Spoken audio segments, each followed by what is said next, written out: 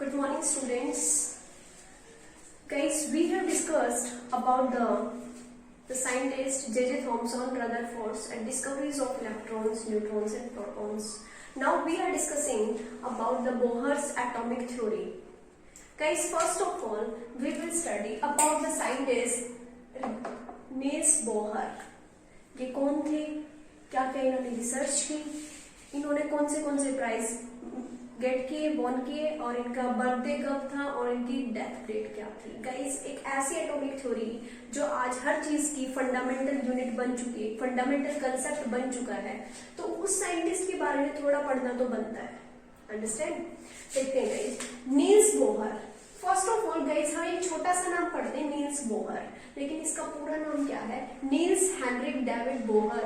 ये इनका क्या है name? Niels Henrik David Bohr. Birthday कब है, बोर्न कब हुए? 7 अक्टूबर 1885 में. कहाँ पे? डेनमार्क में. तो इसका मतलब जो नील्स बोहर है वो कहाँ से बिलोंग करते हैं? डेनमार्क से. बर्थडे कब है? 1885 में. कंप्लीट नेम क्या है इनका? Full name Niels Henrik David Bohr. इन्होंने क्या किया गाइस? इन्होंने एक फंडामेंटल कंट्रीब्यूशन दिया एटॉमिक स्ट्रक्चर से रिलेटेड और क्वांटम थ्योरी से रिलेटेड. देखिए, ही मेड ए फंडामेंटल मतलब किसी भी चीज की नींव होती है, वो उसका बेसिक कंसेप्ट, मूलभूत कंसेप्ट होता है. Understand? He made a fundamental contribution in understanding atomic structure, means atomic structure of the atom and in quantum theory. Guys, दोनों ही क्वांटम थ्योरी की आप जैसे पीजी करोगे, पोस्ट ग्रेजुएट फिजिक्स में करोगे, तो वहां पे आप एक स्पेशल बुक देखोगे क्वांटम से रिलेटेड. उसमें स्पेशल सारी क्या है? क्वांटम थ्योरी है दी गई. और क्वांटम थ्योरी किसने दी है? नील्स बोहर ने. Understand guys? First to discover that electron travel. सबसे पहले इन्होंने क्या डिस्कवर किया था? Electron travel in a separate orbits around nucleus. जो इलेक्ट्रॉन होते हैं वो एक सेपरेट ऑर्बिट्स में, जितने भी इलेक्ट्रॉन है सब अपना क्या करते हैं? सेपरेट ऑर्बिट बना रखा है, और उसमें ही क्या करते हैं? रिवॉल्व करते रहते हैं, एक्सेलरेट होती रहती है. इन्हें नोबेल प्राइज, वर्ल्ड का सबसे फेमस बड़ा प्राइज होता है नोबेल प्राइज, जो फिलीपींस देता है. देखो, in physics got Nobel prize in physics for the structure of the atoms in 1922. जो हमारा चैप्टर है अभी, स्ट्रक्चर ऑफ एटम, जब नील्स बोहर ने इसको दिया तो ये इतना अच्छा, एक इतनी फंडामेंटल कंट्रीब्यूशन था हमारी साइंस के अंदर कि इसको वर्ल्ड के नील्स बोहर को वर्ल्ड के अंदर सबसे बड़ा प्राइज, नोबेल प्राइज मिला. और कब मिला? 1922 में. Understand guys? नोबेल प्राइज मिलना अपने आप में एक बहुत बड़ी बात होती है. डेथ कब हुई है? 18 नवंबर 1962. और कहाँ पे? डेनमार्क. गाइस, डेनमार्क के अंदर हुई. इनका जो बर्थ प्लेस था और डेथ प्लेस है वो है कोपेनहेगन, और ये कहाँ पे है? डेनमार्क. और डेनमार्क इसके लिए फेमस है डेयरी प्रोडक्ट्स. वहां के डेयरी प्रोडक्ट सबसे बेस्ट माने जाते हैं. Understand guys? ये था नील्स बोहर के लिए. नील्स बोहर क्या थे? बहुत ही अच्छे साइंटिस्ट थे. Understand guys? नेक्स्ट हम पढ़ते हैं गाइस.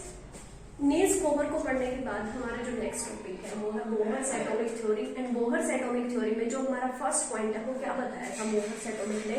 बोहर ने एटॉमिक थ्योरी में क्या बताया? जो इलेक्ट्रॉन्स होते हैं गाइस, वो न्यूक्लियस के अराउंड रिवॉल्व करते रहते हैं. ये बात तो हमें पता थी कि न्यूक्लियस न्यूक्लियस के सराउंडेड क्या है? इलेक्ट्रॉन्स है, और वो मूवमेंट करते हैं. लेकिन ये किसने बताया कि वो एक पर्टिकुलर पाथ में, एक फिक्स्ड पाथ, मीन्स जिसको हमने क्या बता दिया? ऑर्बिट में क्या होते रहते हैं? रिवॉल्व होते रहते हैं.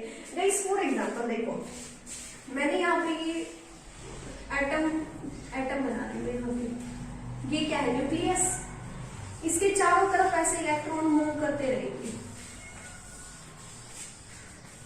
ये क्या है? ये मान लो इलेक्ट्रॉन हो गए हमारे, ये ऐसे क्या करते रहेंगे? मूव करते रहेंगे.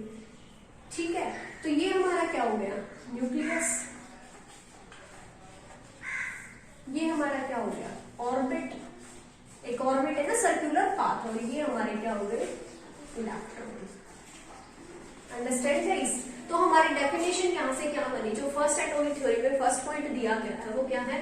The electrons revolve around the nucleus in a fixed circular path called as orbit. जो इलेक्ट्रॉन्स होते हैं वो क्या होते हैं? एक फिक्स्ड पाथ में न्यूक्लियस के चारों तरफ रिवॉल्व करते रहते हैं, और उस फिक्स्ड सर्कुलर पाथ को हमने क्या बोला है? ऑर्बिट. गाइस हमारा जो सेकंड पॉइंट है वो क्या है कि ऑर्बिट्स को बताया गया कि orbits have fixed size and energies. इनके पास जो साइज है गाइस, अगर इस ऑर्बिट के अंदर कोई इलेक्ट्रॉन घूम रहा है तो इसी साइज में रहेगा सेम, नेक्स्ट वाला इसी में रहेगा, नेक्स्ट वाला इसी में रहेगा। तो हम क्या बोलेंगे, the orbit have fixed size. कैसा साइज है, fixed size and energies. Guys कोई भी चीज अगर मूव करती है, रोटेट करती है, तो उसके अंदर एनर्जी होती है, तो वो एनर्जी भी कैसी रहेगी, सेम रहेगी। इस एनर्जी लेवल की अपनी एनर्जी है, इस एनर्जी लेवल की अपनी एनर्जी, और इस वाले की अपनी है। सबकी क्या है, सभी ऑर्बिट्स का फिक्स्ड साइज है एंड एनर्जीज। जो एनर्जीज भी क्या है, जो इसकी एनर्जी है ऑर्बिट्स की, वे भी कैसी है, फिक्स्ड है। सबकी क्या रहेंगी, फिक्स्ड। इसी वजह से एनर्जी और साइज फिक्स होने की वजह से हमने इनको क्या बोल दिया, they are stationary orbits. Hence इनको क्या बोला गया, हैंस टर्म्ड एज, क्या बोल दिया, स्टेशनरी ऑर्बिट्स। इनको हमने मान लिया स्टेशनरी, कि ये सभी क्या है, स्थिर है, कांस्टेंट है, स्टेशनरी है। और उसका रीजन क्या है कि इन सबका एक फिक्स्ड सर्कुलर पाथ है, सभी का फिक्स्ड साइज है, और सभी की क्या है, फिक्स्ड एनर्जी है। इसीलिए हम इनको क्या माना, स्टेशनरी ऑर्बिट्स। गाइस यहाँ पे ऑर्बिट्स को और क्या लिख सकते हो, स्टेशनरी ऑर्बिट्स को हम क्या बोल सकते हैं, it is also known as, जो ऑर्बिट है उसको हम क्या बोल सकते हैं, it is also known as shells. कहीं आपको ऑर्बिट मिलेगा, कहीं आपको शेल्स मिलेगा। शेल्स और क्या मिल सकते हैं, अब देखो यहाँ पे एनर्जी थी, तो इनको हम क्या बोल सकते हैं, एनर्जी लेवल। एनर्जी लेवल, कई जैसे हमारे बॉडी के अंदर एनर्जी लेवल होते हैं। जब आप कोई काम बिगिनिंग में स्टार्ट करते हैं तो उसकी स्पीड ज्यादा होती है, मीन्स उस टाइम पे आपकी एनर्जी क्या होती है, हाई। लेकिन जैसे ही आपका वर्क क्या होना स्टार्ट हो जाता है और थोड़ा टाइम होने लगता है, तो उस टाइम पे आपकी जो स्पीड होगी वो कम हो जाएगी और आपका एनर्जी लेवल भी डाउन हो जाएगा। ऐसे ही जो यहाँ पे ऑर्बिट्स हैं, इनको एनर्जी लेवल भी बोलते हैं। इस वाले शेल की एनर्जी अलग है, यहाँ की अलग है, यहाँ की अलग है, तो एनर्जी लेवल्स बने हुए हैं। Understand guys? अब हम क्या करेंगे, थर्ड पॉइंट पढ़ेंगे। Guys, our third point is the energy is either absorbed or emitted by the electron when jumps from one orbit to another. Guys, मैंने अभी आपको एनर्जी के लिए बताया था, जो शेल्स होते हैं, ऑर्बिट्स होते हैं, उन्हीं को बोलते हैं एनर्जीज। हमने क्या पढ़ा था, जो हमारा न्यूक्लियस है, न्यूक्लियस के अंदर एटम के अंदर न्यूक्लियस है और उसके सराउंडेड क्या रिवॉल्व करे, इलेक्ट्रॉन्स। और इलेक्ट्रॉन्स क्या कहाँ पे रिवॉल्व करे, एक सर्कुलर, फिक्स्ड सर्कुलर पाथ में। और जो सर्कुलर पाथ है वहां पे और जो ऑर्बिट्स बनाते हैं वो फिक्स्ड साइज का होता है और उसके फिक्स्ड एनर्जी होती है। सभी जितने पाथ में बनाएंगे उतनी ही उनके एनर्जी लेवल बढ़ते जाएंगे। तो वही है गाइस, जो एनर्जी होती है वो the energy is either absorbed or emitted by the electron when jumps from one orbit to another. जब भी इलेक्ट्रॉन वन ऑर्बिट से अनदर ऑर्बिट में जंप करेगा तो वो या तो क्या करेगा, energy either absorbed or emitted. Understand? देखते हैं ये न्यूक्लियस कि वो एक जब जंप करता है आउटर टू इनर और इनर टू आउटर, गाइस ये हमारे क्या बन रहे हैं, ऑर्बिट्स बन रहे हैं। ये देखो, एक इलेक्ट्रॉन मैंने यहां बना लिया, अब एक इलेक्ट्रॉन मैंने यहां बना लिया। ये वाला इलेक्ट्रॉन यहां से यहां क्या कर रहा है, जंप करेगा इनर टू आउटर। ये हमारे एनर्जी लेवल है। एनर्जी लेवल को डिनोट करते हैं एन से, 1, 2 और 3। Understand guys? देखिए एनर्जी लेवल को मैंने किससे डिनोट किया है, एन से। First energy level, second energy level and third energy level. और इसमें जो इलेक्ट्रॉन है वो कहाँ हो रहा है, कहाँ जा रहा है, इनर टू आउटर, अंदर से बाहर की साइड। तो यहाँ पे एनर्जी क्या होगी गाइस, जब भी कोई इलेक्ट्रॉन अंदर से बाहर जाएगा तो वो एनर्जी एमिट करेगा। तो यहाँ पे मैं क्या लिख सकती हूँ, energy is emitted. Understand guys? यहाँ पे एनर्जी क्या हो गई, एमिट हो गई। अब बात करते हैं किसी सेकंड जहां पे यहाँ पे एनर्जी क्या हो गई, एमिट हो गई। अब बात करते हैं एनर्जी एब्सॉर्ब कैसे होगी। ऐसे ही न्यूक्लियस, ऑर्बिट्स, ऐसे ही हमारा इलेक्ट्रॉन जो कहाँ गया, कहाँ आया, बाहर से अंदर की साइड। आप देखते हो कोई भी इलेक्ट्रॉन, कोई भी एलिमेंट है, खुद को स्टेबल रखने के लिए या तो इलेक्ट्रॉन को क्या कर देगा, एमिट कर देगा, या उनको एब्जॉर्ब कर देगा। तो ये वही वाली पोजीशन, आप कॉन्फ़िगरेशन पढ़ते हो ना, आउटर शेल में कितने इलेक्ट्रॉन होते हैं, तो कोई भी चीज अपने आप को स्टेबल करने के लिए क्या करती है, या तो इलेक्ट्रॉन को रिलीज करेगी या उनको एब्जॉर्ब करेगी, दो ही काम होते हैं। जब इसने इलेक्ट्रॉन को रिलीज किया, अंदर से बाहर आया, तो एनर्जी एमिट हुई, और जब ये इसी चीज को एब्जॉर्ब करेगी, इलेक्ट्रॉन को गेन करेगी बाहर से अंदर की साइड, तो एनर्जी क्या होगी, एब्जॉर्ब। अब गेन किया है तो उसके पास ज्यादा एनर्जी आ गई, तो एनर्जी को एब्जॉर्ब किया। और जब कोई चीज दे दी तो आपके पास से तो चली गई ना, तो इसका मतलब एनर्जी क्या हो गई, एमिट हो गई, वहां से रिलीज हो गई। तो यहाँ पे गाइस हम क्या लिखेंगे, एनर्जी इज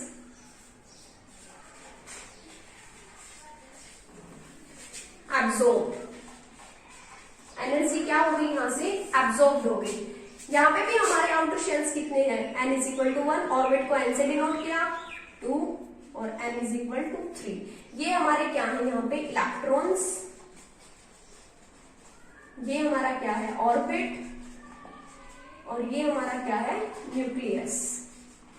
पता चल गया guys. It means the energy is either absorbed or emitted when the electrons jump from one orbit to another. Understand guys. Next property हमारी क्या है, फोर्थ प्रॉपर्टी। गाइस अभी हमने एनर्जी के लिए पढ़ा है कि इलेक्ट्रॉन्स कब तो एनर्जी को एमिट करते हैं और कब एब्जॉर्ब करते हैं। जब भी किसी चीज को वो गेन करेंगे तो एनर्जी एब्जॉर्ब हो रही है, और जब किसी चीज को मीन्स इलेक्ट्रॉन को क्या करेंगे, आप किसी भी चीज को दोगे किसी को, तो इसका मतलब आप अपनी एनर्जी क्या कर रहे हो, एमिट कर रहे हो। अंडरस्टैंड।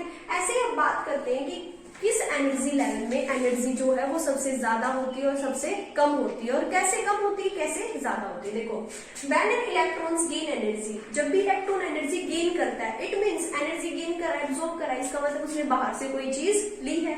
इट मींस उसने बाहर से किसी और एटम से खुद को स्टेबल करने के लिए एक इलेक्ट्रॉन लिया है।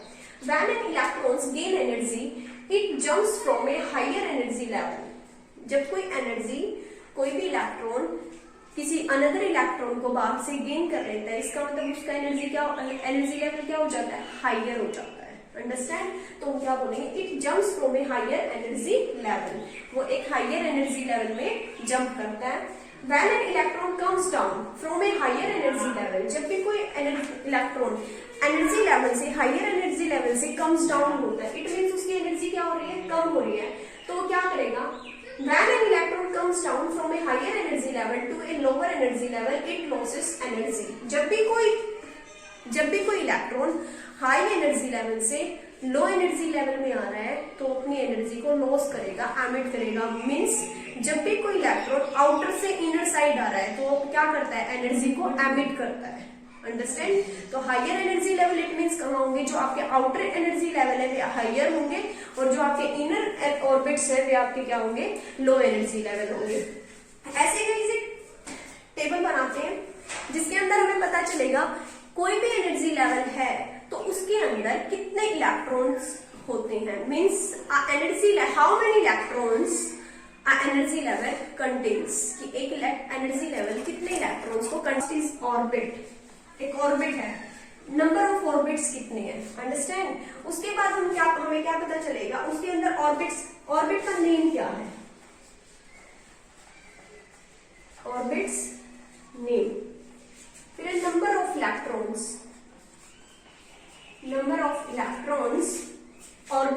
Orbits name, number of electrons in a orbit. ये नंबर ऑफ की जगह हम बोल सकते हैं मैक्सिमम नंबर ऑफ, ज्यादा से ज्यादा, और उसको निकालने के लिए हम करते हैं 2n²।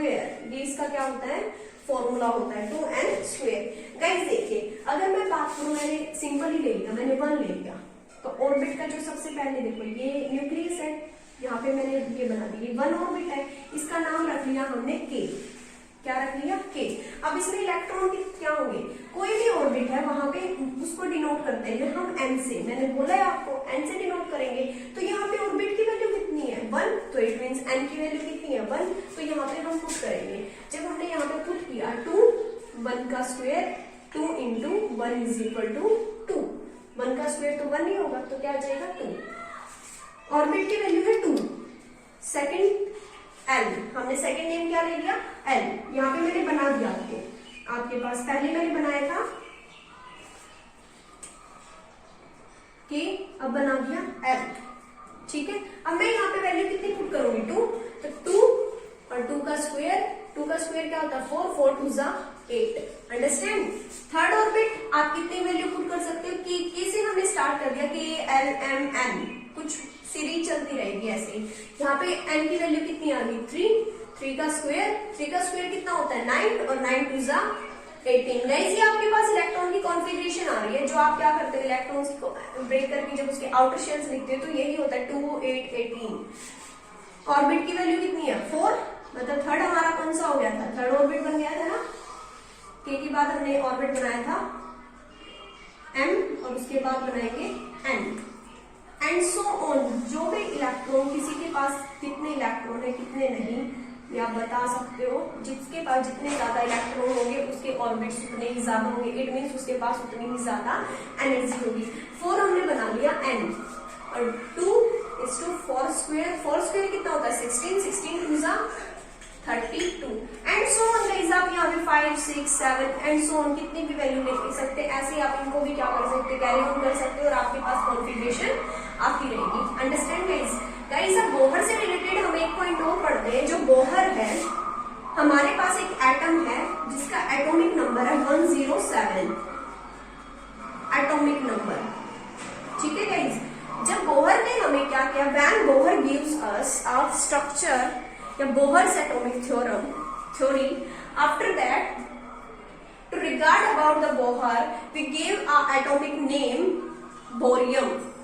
हमने फिर एक एटम को एटॉमिक नेम दिया उसका, जैसे एटॉमिक नंबर है 107 उस एटम का, और उस एटम का जो एटॉमिक नेम है मींस उसका जो नेम है वो है बोरियम। ये बोरियम हमने किसके रिगार्ड में बनाया, बोहर के रिगार्ड में। अगर आपसे पूछे कि बोहर के नाम से जुड़ा कौन सा एटम है तो वो है बोरियम, जिसका एटॉमिक नंबर कितना है 107 और उसका नेम क्या है बोरियम, अंडरस्टैंड है। इस ऑर्बिट्स कितने भी बना सकते हैं, एन से डिनोट करते हैं हम ऑर्बिट्स को, ऑर्बिट्स के नेम और मैक्सिमम नंबर ऑफ इलेक्ट्रॉन, ये फॉर्मूला होता है 2n square, understand guys. Guys जो नेक्स्ट पॉइंट है, जैसे हमने यहाँ पे एनर्जी लेवल्स को पढ़ा था कि जो एनर्जी लेवल कोई भी ऑर्बिट है अगर वो नियरेस्ट है न्यूक्लियस से तो उसका एनर्जी लेवल कम होगा, और जो ज्यादा फारदेस्ट है उसका एनर्जी लेवल क्या होगा, ज्यादा होगा। तो उसके लिए हम पॉइंट पढ़ेंगे the shell nearest to the nucleus having minimum energy, the shell the orbit, orbits को हम क्या बोल सकते हैं, शेल भी बोल सकते हैं और एनर्जी लेवल भी।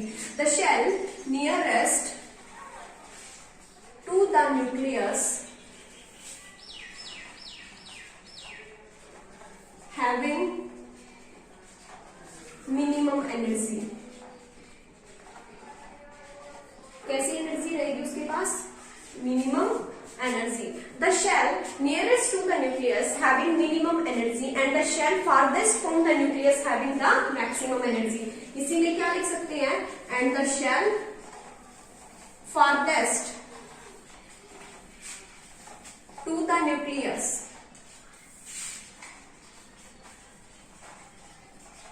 having maximum energy,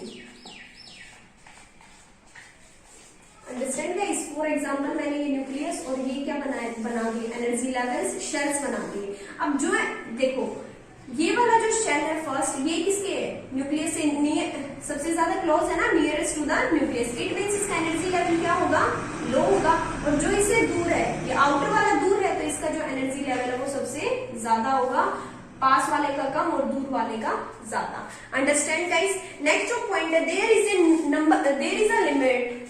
a limit to the number of electrons which energy levels can hold. Guys सबके लिए यहाँ पे क्या है, लिमिट हो जाती है नंबर ऑफ इलेक्ट्रॉन्स की, तो there is a limit to the number of electrons. Second point हमारा क्या बन जाएगा,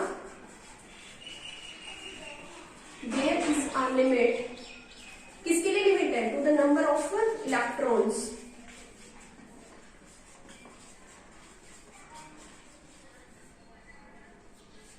द नंबर ऑफ इलेक्ट्रॉन्स, जो कौन होल्ड करता है, which can be hold by the shells, जिनको कौन होल्ड करते हैं, शेल्स। मान लो गाइस यहाँ पे मेरे पास फर्स्ट शेल है, मैंने अभी आपको कॉन्फ़िगरेशन बताई थी, अगर n की वैल्यू 1 है तो हमारे पास जो कितना था 2 था, 2 फर्स्ट में 2 आए थे, सेकंड में 8 आए थे, फिर 18 और फिर 32। ऐसे आप n की वैल्यू पुट करते हुए बता सकते हो। तो फर्स्ट जो ऑर्बिट होगा उसमें 2 इलेक्ट्रॉन्स होंगे, ये देखो ये फर्स्ट है, इसके अंदर क्या होंगे 2 इलेक्ट्रॉन्स हैं, अंडरस्टैंड। सेकंड में कितने होंगे 8, देखो गाइस 8 है, टोटल इलेक्ट्रॉन है 8, उसमें से 2 तो हो गए कंप्लीट, तो कितने बच गए 6, तो 6 इससे अलग लगाएंगे, 1 2 3 4 5 6, 6 और 2 8। या फिर अगर एक ऑर्बिट की बात करें तो हमारी ये तो कॉन्फ़िगरेशन है बेटा, अगर हम 8 की बात करें तो हम यहाँ से देखो 1 2 3 4 5 6 7 8, और बाहर वाले ऑर्बिट की बात करें तो 1 2 3 4 5 6 और 7 और 8। आ गया समझ में? ऐसे ही आपके एनर्जी लेवल से गाइस, जो भी एनर्जी लेवल होता है उसकी एक लिमिट होती है नंबर्स ऑफ इलेक्ट्रॉन्स की, जो हम कैसे फाइंड आउट करते हैं, हम ऑर्बिट्स की वैल्यू पुट करते जाएंगे। फर्स्ट ऑर्बिट है तो n की वैल्यू 1 है, और फॉर्मूला हमारे पास क्या होता है नंबर ऑफ इलेक्ट्रॉन्स के लिए 2n²। जो n की वैल्यू आप यहाँ पुट करोगे उसके अकॉर्डिंग उसके ऑर्बिट्स के इलेक्ट्रॉन्स के नंबर आप ऑब्टेन कर सकते हो। Understand guys? Guys we have completed the Bohr's atomic theory, understand, and we have discussed also about the scientist Niels Bohr. If you have any doubt in your chapter 4 structure of atom, you can text me, you can comment, you should clear your all doubts. Understand guys? If you can't understand the topic, you should watch video again and again. Okay guys? Thank you.